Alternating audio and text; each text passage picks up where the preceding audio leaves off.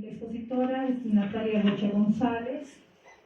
El texto en la conferencia titula Recomponer Bolivia desde la tierra, imaginarios de nación, mística de la tierra y desterritorialización en Flores, Paraná y Jama, del 2025, de Daniel Álvarez Beizaga.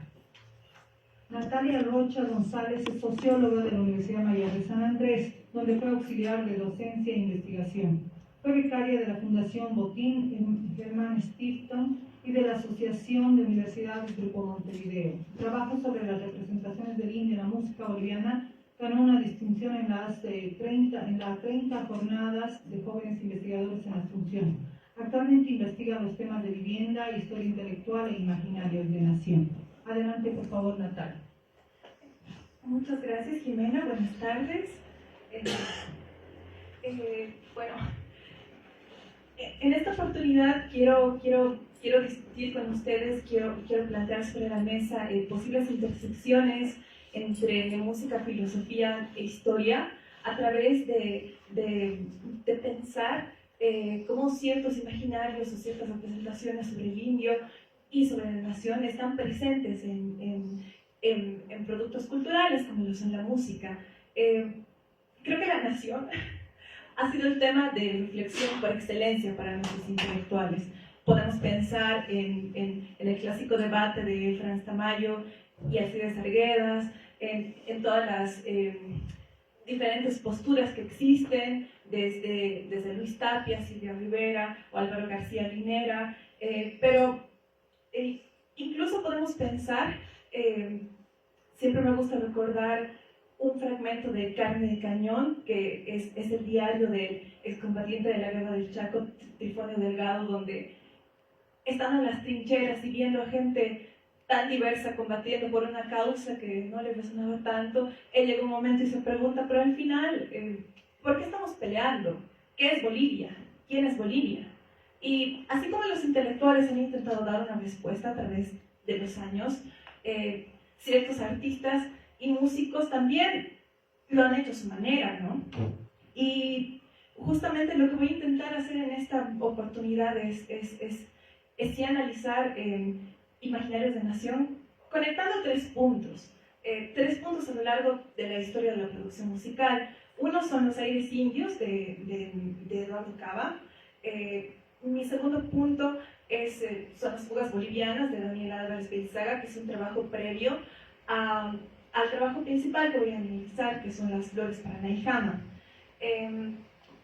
Entonces, quizás como breves apuntes metodológicos, puede resultar un poco descabellado pensar que la música sea un prisma para la nación, pero concretamente se la puede estudiar para este fin, para otros. Si es que nos concentramos, por ejemplo, en el análisis, uno, de las portadas, dos, de las citas musicales que se encuentran dentro de las obras, y tres, ya dentro de un análisis musical un poco más formal. Eso también sumado a las palabras de las diferentes entrevistas que dan pues, los compositores por un lado, y por otro lado a la misma crítica que existe. Entonces estas reflexiones van a surgir explorando todos estos terrenos, tanto la obra como ciertas partes más referidas a la crítica y a la voz de estos primeros compositores.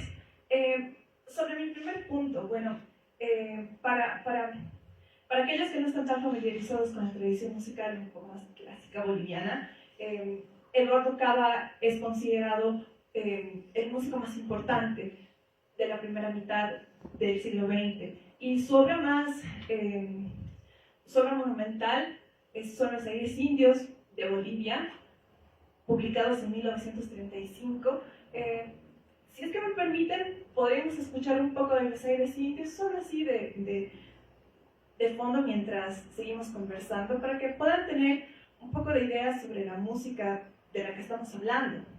Entonces, este conjunto de piezas, que son 10 para piano, titulados Los Aires Indios de Bolivia, yo creo que podemos considerarlo como el primer intento musical de intentar hacer un retrato sobre qué es Bolivia y quién es Bolivia. Y es muy interesante porque algo que nos percatamos cuando estudiamos esta obra es que en este conjunto de piezas resuenan mucho melodías andinas desde el sistema pentafónico, pero melodías que no son citadas. Y cuando revisamos, por ejemplo, una conferencia que dio Eduardo para Gesta Bárbara, que se publicó en el diario en 1968, él va a señalar su concepción sobre la música, ¿no? Donde nos va a decir que existen básicamente tres tipos: una música vernacular, que es la música indígena; la música de la tradición europea, que es de la que él bebió mucho, principalmente del impresionismo, y hacia lo que él estaba apuntando, que es un tercer tipo, pues, de música nacional renovada, ¿no? Donde él decía que toda la música vernacular y de los indígenas tenía que ser retrabajada para lograr un producto mucho más acabado, que representa lo que es Bolivia. Y es interesante porque en estos aires indios podemos encontrar claramente, bueno, una nación andinocéntrica, no hay influencias orientales en los aires indios de Bolivia, y además podemos encontrar una nación monolítica. Y si se puede pensar, también está presente, pues, esta idea de que de alguna manera el mestizaje musical, entre paréntesis, es un camino hacia la construcción, pues, de un sujeto y hacia la organización nacional, que es una idea que resuena mucho con el indigenismo estético de la época, y también quizás con Franz Tamayo y con otros intelectuales. Después de los aires indios, es bastante interesante porque ya no se identifican otros intentos musicales por retratar lo que es Bolivia, más bien parece que el debate gira en torno hacia representar al indígena. Y ahí, como puntos intermedios, yo principalmente colocaría a Adrián Patiño, que es súper conocido por el bando Está. También colocaría justamente a Alfredo Domínguez con Vida, Pasión y Muerte de Juan Cutipa, que va a intentar hacer este retrato del indio. Y quizás, si me permiten el atrevimiento, a Ucamau Ike, este grupo de rap muy popular en los 2000. Y después de un siglo de ausencias en torno a este debate sobre lo que es Bolivia, tenemos en el año 2022 a las fugas bolivianas del compositor Daniel Álvarez Beizaga, que, si me permiten mostrarles, pues, la portada del libro de partituras, podrán notar que les recuerda a cierta banderita muy popular, ¿no? Cierta banderita muy popular, pero transfigurada. Y es muy interesante porque en esta obra previa, a la que quiero analizar con un poco más de profundidad, sí aparece Bolivia, pero no desde esta noción monolítica y abstracta como el indígena, sino que aparece una Bolivia que es descrita desde sus términos de territorialización más específicos, que son los 9 departamentos. Permítame pasar a la fuga potosina, que forma parte de este ciclo. Entonces, ya no tenemos una sola Bolivia, sino a una Bolivia conformada por la música de sus departamentos, de 9 fugas. Entonces, cada departamento va a tener una fuga, que es una forma musical europea, que se va a inspirar en temas folclóricos, como Flor de Chuquisaca, como el Viva Viva, pues, mi San José incluso. Pero lo interesante de esto es que sí, por un lado ya no tenemos la visión monolítica de Bolivia, sino una visión mucho más plural, que tiene mucha consonancia y mucha resonancia con el Estado plurinacional. Y vamos a encontrar esto de forma mucho más marcada en las últimas composiciones de este ciclo, que son la fuga potosina, que estamos escuchando ahora, la fuga veniana y la fuga tarijeña. En la fuga potosina y en la fuga veniana podemos encontrar musicalizado el concepto de cheque de Silvia Rivera Cusicanqui, y eso es muy loco. Pensar cómo dos sujetos pueden estar dialogando al mismo tiempo y cómo, de cierta manera, tanto una forma estatal como un debate intelectual se está haciendo música y está calando, pues, hacia el gran público bajo la forma de música.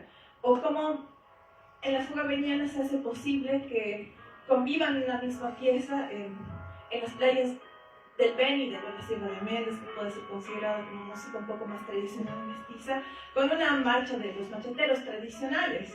Y ya hacia el final como que de este ciclo podemos identificar que está apareciendo una línea de fuga, por así decirlo, o una transición, porque en la fuga tarijeña nos encontramos con una colección de melodías que se van enredando como si fuese un trompo, que trasciende de alguna manera las limitaciones conceptuales de pensar a Tarija y de pensar a Bolivia desde el Echeje. Y ya las fugas bolivianas en sí constituyen una representación de la nación disruptiva en relación a Eduardo Cava, en la medida en que se abandona esta territorialización tradicional de la división administrativa, de pensar en una sola Bolivia, para pensar en una Bolivia compuesta por muchas partes, en un cuerpo que tiene órganos, por así decirlo. Pero incluso estas fugas bolivianas siguen siendo presas de este impulso de pensar a Bolivia desde sus límites territoriales convencionales, pues del Estado-Nación, ¿no? Y que de alguna manera reflejan los mismos límites del horizonte plurinacional.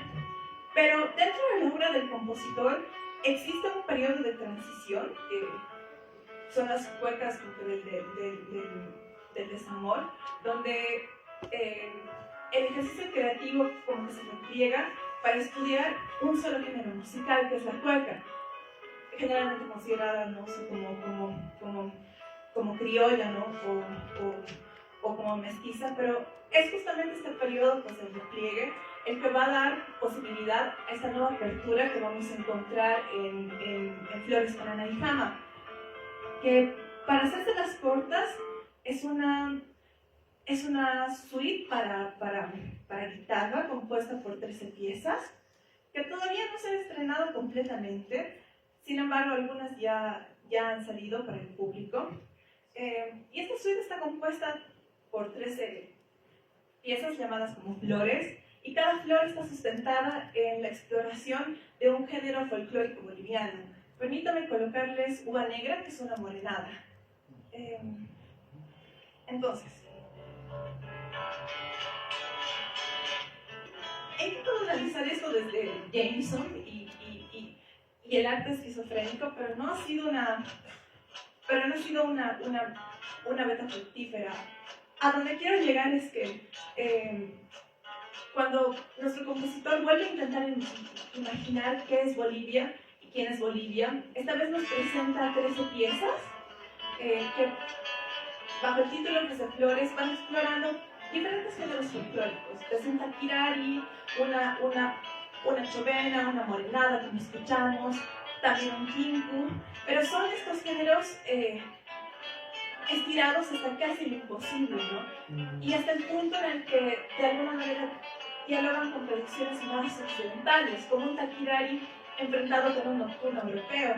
Y es en este jardín en su conjunto, ¿no? y en la diversidad, pues, de ritmos, que podemos ver una Bolivia diferente, que ya no está enclaustrada en esta camisa de fuerza, que son los 9 departamentos, sino que se trata, pues, a través de sus diferentes géneros folclóricos, que tienen fronteras mucho más difusas. Yo me atrevería a decir que las fronteras ya casi no se distinguen.